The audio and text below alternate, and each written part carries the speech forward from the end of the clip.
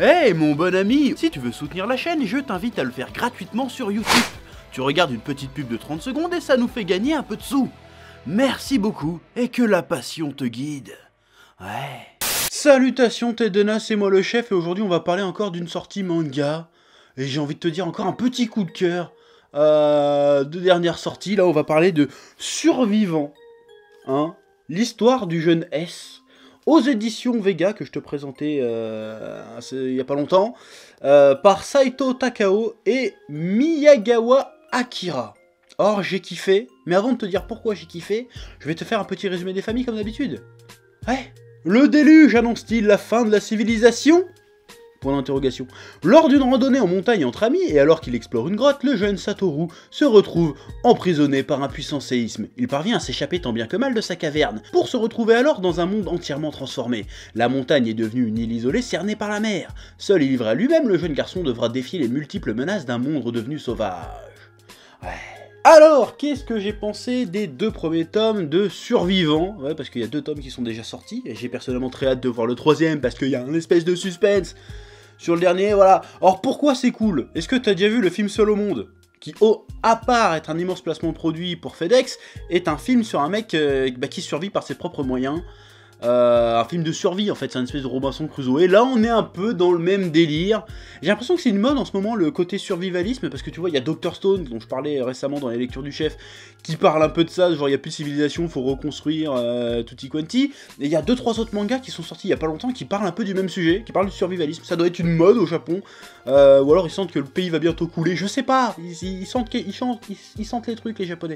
Il se passe quelque chose et ils parlent de survivalisme. Donc moi c'est un sujet qui m'a toujours passionné, moi ce truc-là, de le survivalisme, genre ouais, on va dans la forêt, on fait des cabanes, on chasse des trucs et trucs comme ça, je trouve ça passionnant. Bon, j'ai jamais fait, j'aimerais bien un jour faire un petit stage, une connerie, pour apprendre à faire ces trucs-là, parce que je trouve ça fascinant, je trouve ça cool. Moi je regarde tout le temps des vidéos de bushcraft, des conneries comme ça, moi sur YouTube, quand je me fais chier le soir, je regarde ça, je reste pendant des heures dessus, et ça me fascine, c'est génial.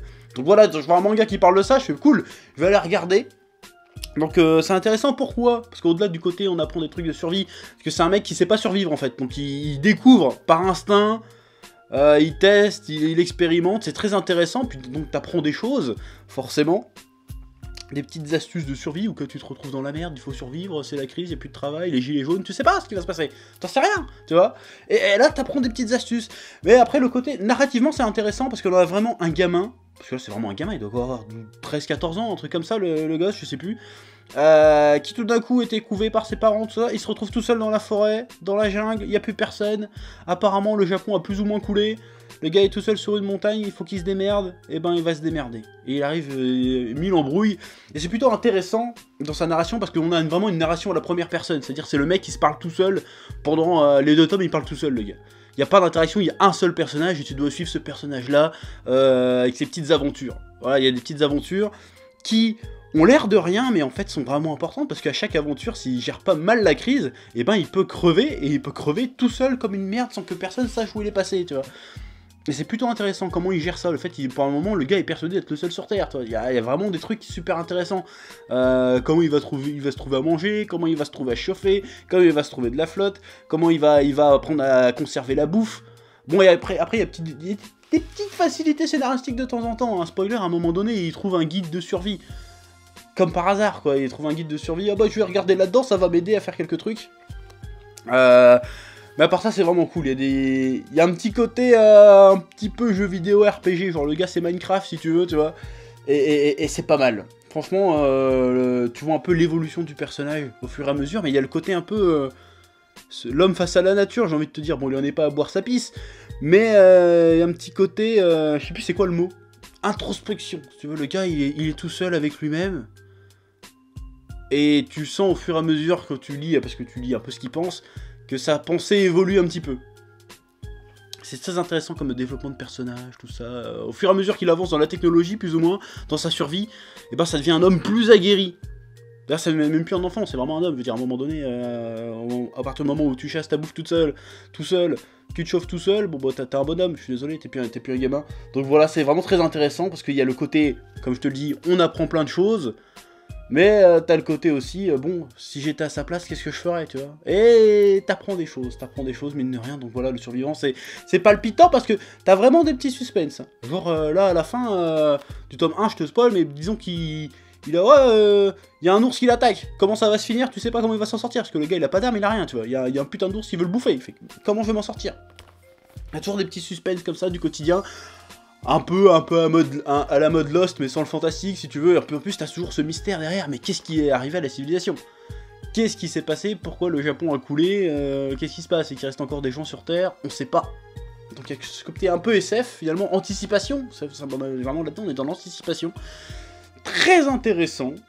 Avec une petite critique de la société japonaise aussi, glissée par-ci par-là. C'est une petite réflexion. Niveau dessin, c'est assez épuré, mais stylé. Voilà, il n'y a rien d'exceptionnel dans le dessin. Ça fait le taf, mais c'est surtout la mise en scène qui est intéressante. Vraiment, sur plein d'endroits. Il y a des planches assez vertigineuses quand même. Il y a le côté sauvage, le côté... la rudesse de Dame Nature, tu vois ce que je veux dire? Donc c'est très bien. Survivant, l'histoire du jeune S.